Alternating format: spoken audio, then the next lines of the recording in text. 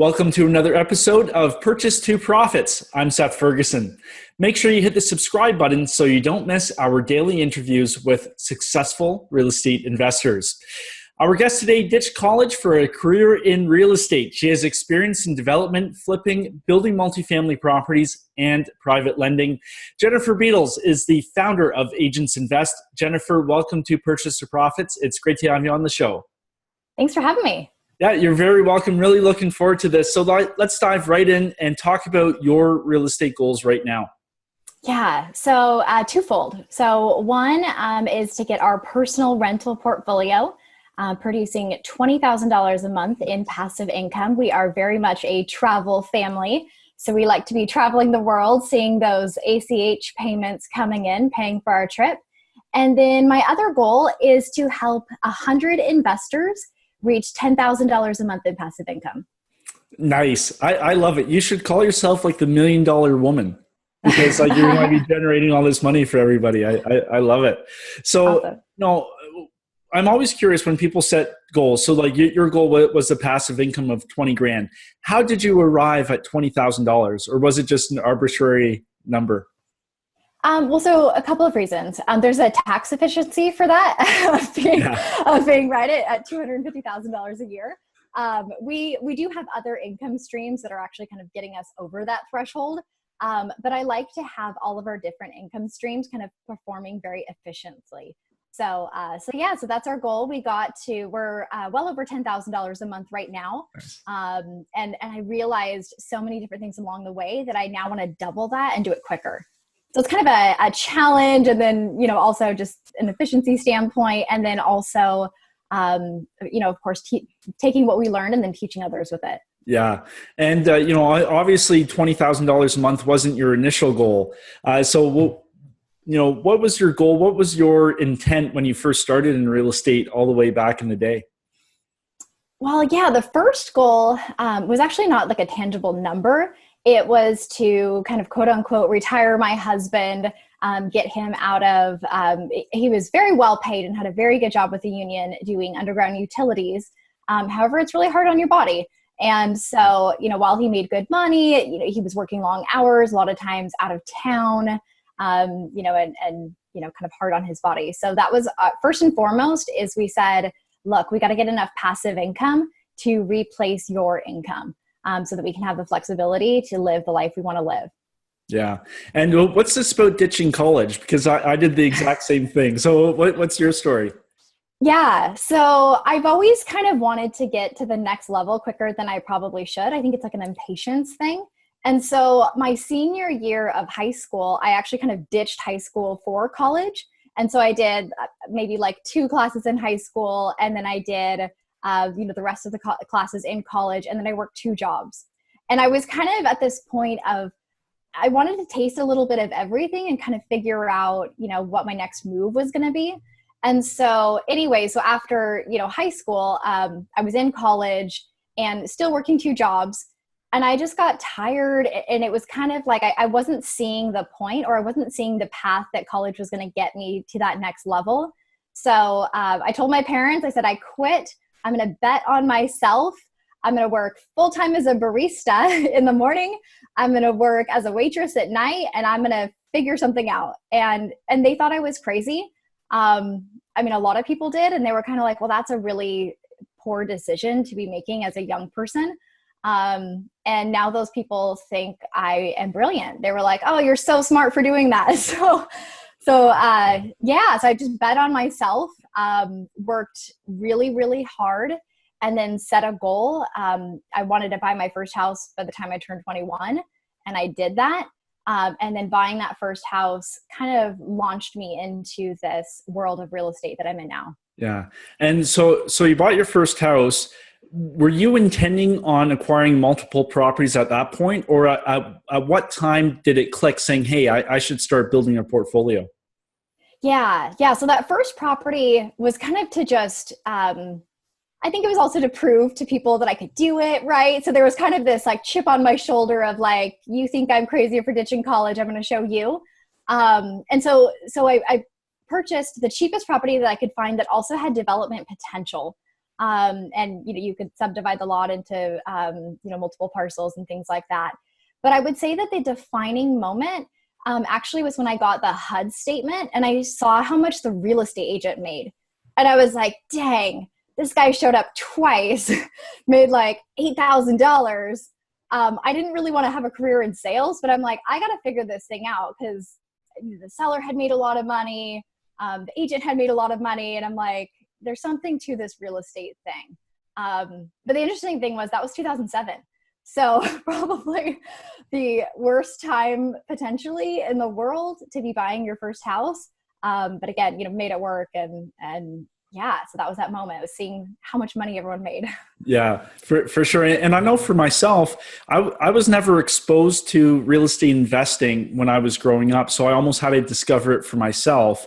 But was there something, did you read a book? Did you talk to somebody? Like how did you expand your mind to real estate? Yeah. So it's kind of funny. I think in some cases, real estate investing skips generations. And so my grandfather was a real estate investor. He, and among many other businesses and things like that. So he had done some development properties. He had done commercial. My parents wanted nothing to do with it. And so I think to this day, they've only ever owned 3 houses in their lifetime. And, sometimes I'll go through 3 houses in a year. Right. Yeah. So it was kind of intriguing to me, having this grandfather that was kind of doing these big things. So that was always in the back of my mind. But other than that, it was just kind of this, I don't know. I guess, real estate and real estate investing has a somewhat very low barrier to entry. Right. There's, it's kind of like anyone can get in if they just no college required. No college Right, required. yeah. And so at that point, obviously quitting college too, it's like you only have so many choices. So it was kind of, all things just lined up. Yeah, for sure. And so, you put yourself in a position where you almost had to succeed because you didn't have an umbilical cord or a safety net. Do you think that is a prerequisite for people getting into real estate, not having that safety net behind them? Absolutely. Yeah. And maybe I guess it's depending on personality types, but I'm a burn the boats, charge the hill kind of girl. Yeah. So, and even when we were getting started investing, kind of in my business, we would maybe have a good month and we'd make 50 grand or something. Right. And so I would take all of that and just go and buy a new property and just spend it all. And my husband was like, gosh, that's kind of reckless. But again, that was a burn the boats. It's like, well, hey, I want to put us in these kind of uncomfortable situations where we have to have a lot of discipline because I'm very committed to this goal. And so, when you're kind of broke from investing, you got to go and hustle and make more money. Right. Yeah. So that's what we did. Yeah. And I think people tap into their potential more when they're under that stress. Because, if you have that comfort feeling, you're only going to be working at, let's say, 70% of your true potential. Right. Yeah. Yep. That's why I hear a lot of people that say, oh, I'm going to do this part-time, or I'm going to kind of try it out and do it on the side. And I'm like, look, you're going to get whatever results it's going to match the time that you put in. Right. Yeah. So if you're doing it part-time, you're actually probably going to get less than, part-time results. Right. So, yeah. But I get it. I think as we get older, it's a little bit more challenging. And then we have outside influences that are telling us we're crazy and we're nuts. And yeah. So, well, let's talk about those outside influences, because a lot of people, when they, lots of our viewers and listeners, they're beginners or intermediates with real estate investing. And, everybody has that Uncle Joe or, their mom and dad, and they say, hey, listen, I want to do this. And then all they hear is, no, it's risky, it's dangerous, and all the reasons why not to do it. How did you deal with all that outside influence and those negative voices? Yeah. So I don't tend to take advice from people who haven't been where I'm going. Right. That's a good one. Yeah. And I think that's the thing is the people that love us, they want to protect us. And it's scary to, at 22 years old in the worst economic recession we've ever seen, start building houses. And it's scary to drop out of college and go and buy your first house. And it's scary to take all of your business profits and put it into the next property. But I just kind of found a few people that had either, walked the shoes that I was walking in, or however you want to say it, been down the road that I was going down, and listened to them. And actually, I remember there was a time, I think it was when our market really, really tanked. I think it was like 2011. And we had been buying properties, we were flipping houses and kind of doing a lot. And I just remember getting like random like Facebook Messenger messages from people that I went to high school with, like, "You're crazy. Aren't you watching the news? The market's going down." And my grandfather was the one person, because he had lived through the 80s and the 70s, right? And he was like, "Jennifer, bet it all on real estate right now." He's like, "Put all your money in." He's like, "Get as much cheap debt as you can right now." And he's like, "It'll pay off." And he was the kind of, at that moment, like the only person that was saying, just go all in, just keep doing it. But it did affect us. Right. And then I think it also, it made us not share as much. And so we've totally flipped. Now it's all about sharing, hey, how we've done it, how you can do it too, what we've learned, mistakes not to make. Yeah. But it's also popular again, right? So, but yeah, I think it's important to just tune out anyone that is giving you advice that shouldn't be giving you advice on whatever it is you're trying to do. Yeah. And I always tell people, like, I ask them what their balance sheet looks like. And if they're not worth, millions of dollars, it's probably not worth listening to, right? Absolutely. Yeah. Absolutely. And I'm curious about your progression, because you've done some development, so some multifamily building, some flipping. What sort of properties are you targeting now that will take you and allow you to double that passive income goal? Yeah, I've done a lot of pivots over the years, and it's mostly been kind of market related. So we were kind of building spec homes at first when that was really making sense, and then we kind of pivoted to some of the fix and flips. And then we've pivoted to just value add, small multifamily here in the kind of north of Seattle area. And so right now we're focused on two main product, that we're looking for personally. We don't syndicate. We're not taking on investors. This is just the funds that my husband and I have. We own 100% of our portfolio. We have a ton of equity. So our investing strategy is maybe a little bit different than others. That are doing thousands of units and things like that. Yeah. So we do, it's kind of a BRRRR strategy with the building. So now that my husband's out of construction, so he is our builder, and we look for opportunities to do anywhere from, like, we have one we're working on right now that's going to be 10 units, but anywhere from like 10 to 30 units where we can build multifamily, get amazing cash flow, recoup all of our initial investment within the first year, and then maintain an equity position of 30%. So that's kind of what he's focused on. And then we're also looking at out-of-state apartment complexes. So, with my company, Agents Invest, I put together investment teams in markets that really make sense from a cash flow standpoint. Being here in Seattle, that ship has sailed. We don't have cash flowing properties anymore. People are happy with a, 3.5 to 4 cap. Which I am not.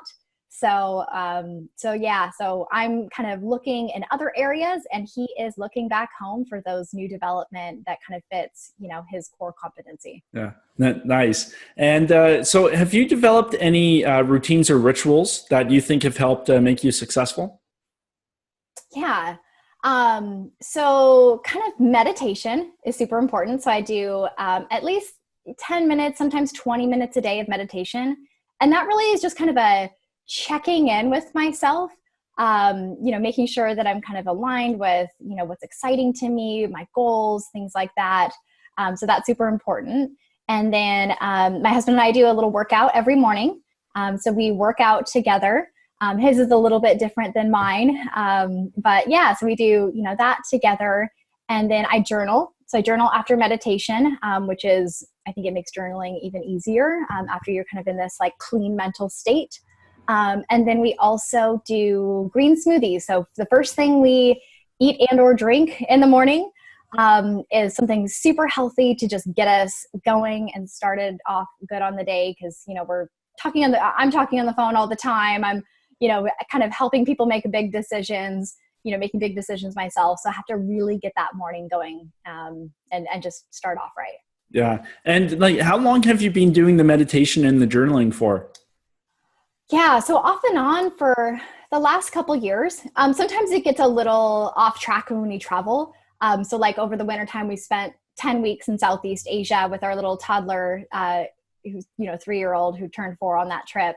And then we just got back from Europe. We spent 4 weeks there. So when we're traveling, it gets a little off track. And then we kind of have to get back home and, it's a little hard to meditate with a 4-year-old like running around. So, but, Yeah, I've got a 3-year-old. I know exactly what you mean. oh yeah. Yeah. Oh yeah. Yeah. Very, very busy. Okay. So let's go into a Keystone deal. So a deal that made a big impact on you and your business. Is there one that comes to mind? Yeah. So I really had to think about that because, so again, our model is to do fewer units, kind of fewer deals, but ones that produce a significant amount of cash flow and then high equity where we can recoup our initial investment back in a year. So we definitely do fewer deals. And so all of them are really quite good. But there was one that it was this would have been our third BRRRR strategy deal. And so for those that don't know, BRRRR is buy, renovate, rent, and refinance, which allows you to kind of buy undervalue, renovate it, refinance it, recouping your initial investment. So this is our third one. And it was 2 houses on 1 lot, which is, it's not typical for here. So it's north of Seattle. And it was a bank-owned property.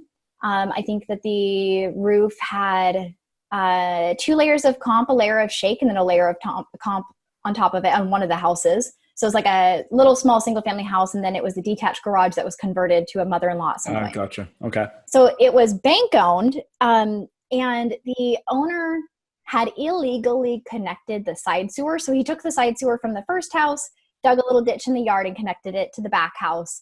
And the city caught wind of that. They actually had, I think, kind of put him into foreclosure because he couldn't pay to actually open cut the road and do it. So anyway, so it's on the market, and it's been on the market for a while. And any potential buyer that was looking at it, would call the city or talk to the agent, and they were expecting, to pay anywhere from like $75,000 to $100,000 to cut open the road to do the correct sewer. And so, fortunately, that's my husband's background. So he said, hey, worst case scenario, it could probably cost us maybe $20,000 to $30,000 to do. So we kind of had this, lower number in our head that we can make it work. So anyways, we negotiated a really low price because nobody else wanted to buy this thing. This was in 2014 when our market had actually gone up pretty well. I mean, at that point it had, really recovered. So anyways, so my husband goes down, talks to the sewer district, kind of explains to them that our end goal was to actually tear down these houses at some point, build nice new houses, and then it didn't actually make sense to go ahead and cut the road up and open and everything and do the sewer now. If they would allow us to just pay the connection fees that were never paid, then, can we just kind of leave things as is until we're ready to build? And they said, yeah, they that's good. Surprisingly agreed. And they said, you know what, that makes sense. So anyways, we went ahead and, renovated the houses. So we bought the 2 of them for $120,000. I think we ended up putting maybe $20,000 into both houses. And then a few months later, so we refinanced it. I think it appraised for maybe like $250,000. So $110,000 more than what we had bought it for. So we were able to get all of our initial investment back. We rented them out for, it was like $2,100 a month. And then we waited, and then the market kind of really took off. So we waited another 6 months, got a home equity line of credit against that house, used that entire home equity line of credit to acquire a triplex.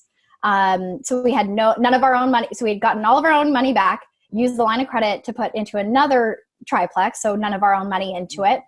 That property ended up being what's called supported living, which is probably one of our favorite kind of tenant related strategies where we can get higher rents, 0 vacancy rate. It's kind of similar to assisted living, but a little bit different.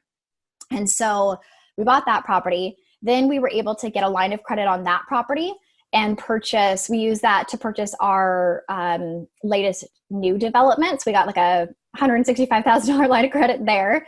And then just refinanced that property, got paid. So long story short, that one property, even though we'd been buying other properties, was directly related to the purchase of 3 other properties that created $757,000 in equity.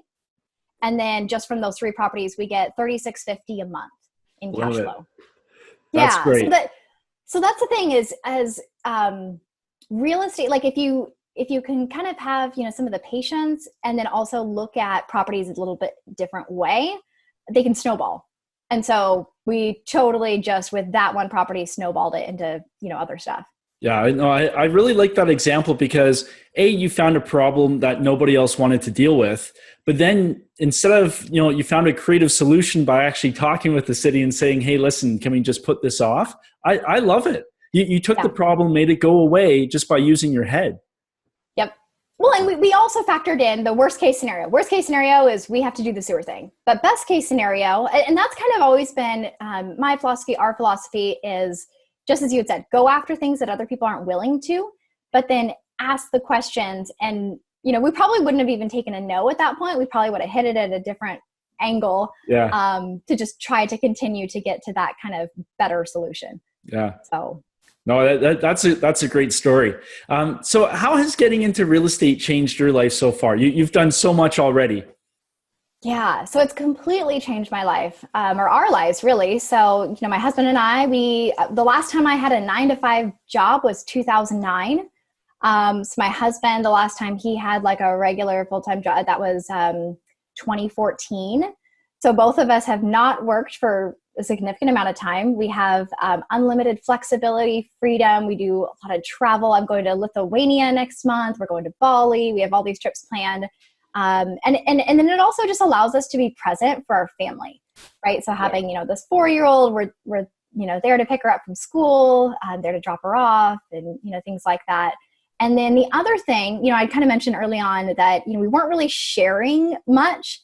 And so we kind of had maybe just a smaller kind of database of people that we knew. And once we started sharing, now it's like some of our best friends are syndicators. They're into self-storage, or they do mobile home parks, or they do just a lot of different investing. And so we realized that now we have this really cool network of other investor friends. Our trip in Bali, we actually have 14 people going, and we are like all real estate people doing our own thing. And we learned so much from each other and just having fun. So yeah, it's a completely different world for sure. And having the group go together, that's a good tax strategy because it's a business meeting. So for sure. Oh yeah. 2 weeks in Bali. Yeah. All of us are right off. Yeah. So let's say somebody's out there, they've acquired a couple properties. What advice would you give them to structuring their portfolio and their systems to allow them to go to Europe for 4 weeks at a time like you are? Because, you need to be pretty organized and have all your systems in place to be able to do that. Yeah, for sure. Well, and that's the thing is we self-manage everything but one property. Oh, really? So, wow. Yeah. So we self-manage even from, these different, wherever we're at in the world. So the big thing for us is, so having the systems and processes. We also are not, we operate like a bank, right? So if you're late, you get a late fee. There's no grace period. There's no, this one time we'll let you excuse whatever happened, right? And so, so we have very high expectations of our tenants as related to enforcing the lease. So that's super important. And then we also choose to renovate in a way that lessens any maintenance and repairs. So like when we, initially acquire a property, we're going to go ahead and renovate that thing as if, we're going to be keeping it long-term, right? So we might spend a little bit more up front, but, we don't want to have to go back and in a year, replace the flooring or the carpet or, things like that. And then we also use, some software and things like that kind of help us out as well. But it's pretty streamlined. I mean, it's very, our processes are pretty, I guess, easy and just allow us to travel. But we also do have a kind of on-call part-time maintenance man. And so that's the one thing I think when people worry about self-management or even rentals in general, it's the fear always seems to be that someone's going to call in the middle of the night with some issue. And I've like literally been doing this for 12 years. I've never had that middle of the night panic call, right? For one, it's like I wouldn't answer that call. And then for two, it just, I don't know, it doesn't happen. It's like this weird thing that people think is going to happen. And I don't know. So yeah, so I think having the maintenance handled is probably the key. So that somebody can obviously enforce our end of the lease, right? If something, happens, then they can take care of it. Yeah. And then let's look ahead, 10 years, a decade into the future. Where will you and your portfolio be at? Yeah, that's a good question. We love the new development so much that it's likely that we'll be doing, 100 units and above type development. That's something that we're kind of pushing our own comfort zone, right? Is we're very comfortable with a small multifamily, here. But yeah, I think we'll go bigger and probably start doing some more 1031s, trading up. And so, yeah, I see we'll be definitely doing bigger things and bigger deals. Yeah. Well, we'll have to have you back on in a year or two, and then you can give us an update. But we'll do an interview from the beach. There you go. Yeah, that's awesome. And I'll have a fake beach background. I love it. That's awesome. So, Jennifer, if somebody's looking to get in touch with you, learn more about what you're doing, where can they find you? Yeah. So our website is agentsinvest.com. And you can kind of go a little bit, learn about our tribe, kind of our workshops. And when I had mentioned, the kind of teaching about these kind of things, you can go and learn a little bit more about that. And we do weekend investor trips. You'll see all our events on there. So yeah, agentsinvest.com. That's great. Well, just want to say thanks so much for taking the time today and sharing that awesome deal story with us. Thanks for having me. No, it was my pleasure. And to you, our viewers, I wish you well on your journey from purchase to profits. See you next time.